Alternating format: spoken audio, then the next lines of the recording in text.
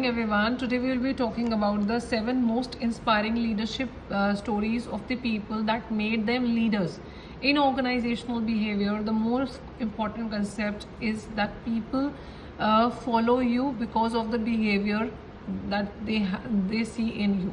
So these are the few, you can say, inspiring stories of these people. The story of Princess Diana.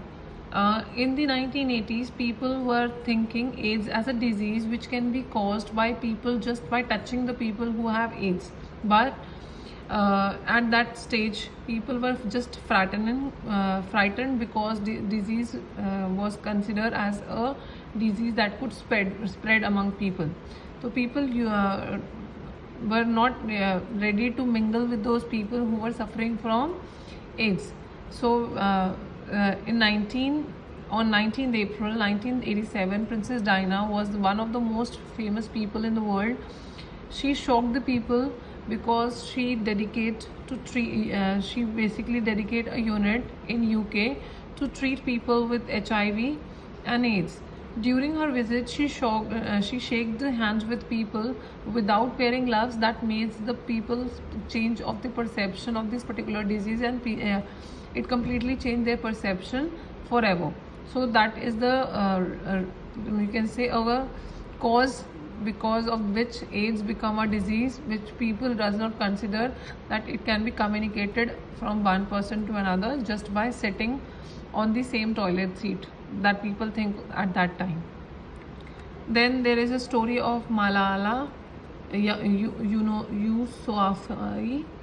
She was a girl in Pakistan, North Pakistan.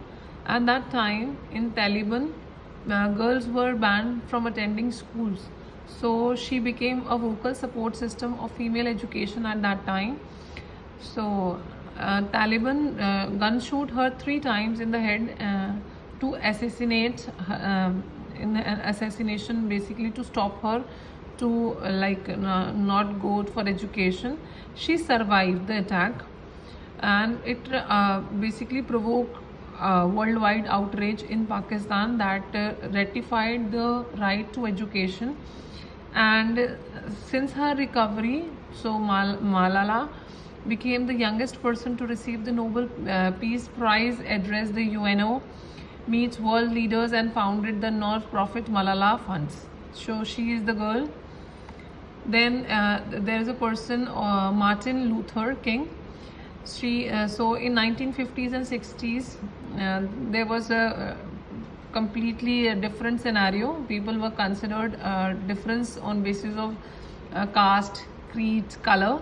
So he was the one, he modeled his strategy of civil disobedience and non-violence on the success of Mahatma Gandhi, and he received a Nobel Prize on October 14, 1964. He made a speech at March on Washington for the job and freedom that continue to inspire people today also. So he made a statement that I have a dream that my 4 children, little children, will one day live in a nation where they will not be judged by the color of their skin, but by the content of their character. I have a dream. So this is the line that was there written with Martin Luther King. So he became an inspiration.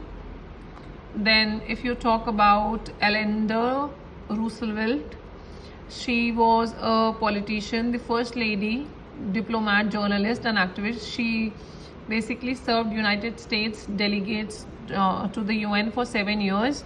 He headed UNO Human Rights Commission, and he helped write 1948 Union Declaration of Human Rights. She was the first lady to lead by example, advocating civil rights for Americans and Asian Americans. So the right of World War II refugees, for a great role of women in the workplaces and society.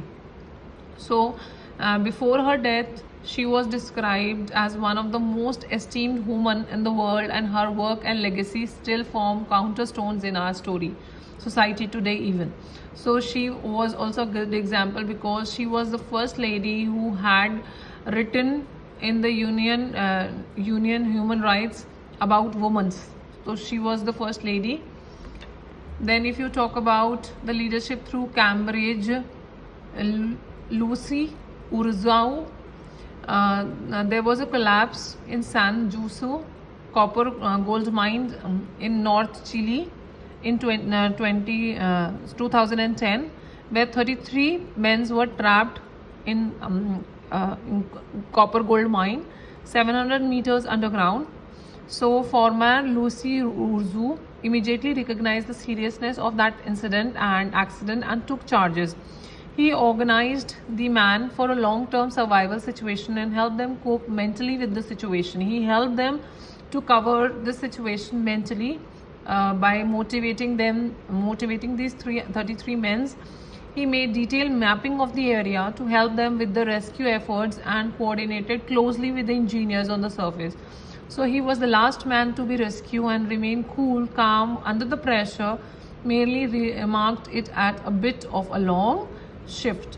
So that is a example how he managed such a group, 33 people's group, to come out of that mine.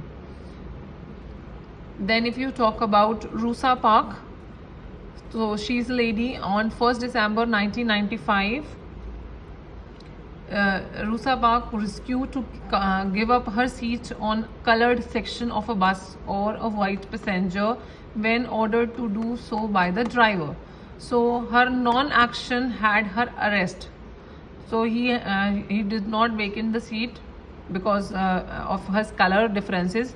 She lost her job, received death threatened for many years. However, she acted becoming a powerful symbol of the modern civil rights movement, and Rosa became an international icon. She went on to organize and collaborate with civil rights leaders, wrote an autobiography, and was awarded the Presidency Medal of Freedom and the Congruency Gold Medal.